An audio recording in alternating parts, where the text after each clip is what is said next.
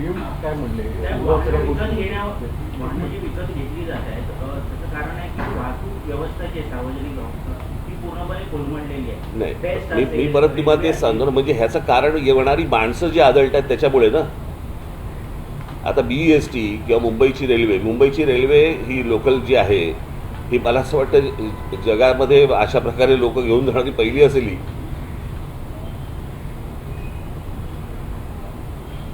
ज्या प्रकारे लोक रोज लोकलमधनं प्रवास करतात हे थक्क करणार आहे. त्याच्यातही तुम्ही रोज रेल्वे चालू आहे, पण मी माझा मूळ मुद्दा येतो की ही माणसं येणारी थांबवली पाहिजेत. तुम्हाला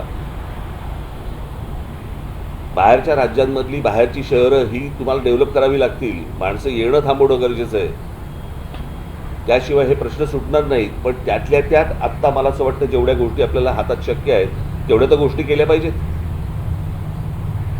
मी दरवेळेला सांगत असतो की बाबा 4 प्रकारच्या जमिनी आहेत. एक आहे मुंबई महानगरपालिकेची, एक आहे राज्य सरकारची, एक आहे केंद्र सरकारची आणि एक आहे खाजगी. या तिन्ही जागांच्या वरती झोपडपट्ट्या होतात. खाजगीवरती गोदरेजची तशीच्या तशी इंटॅक्ट लँड आहे, कारण त्याला आईबाप आहे.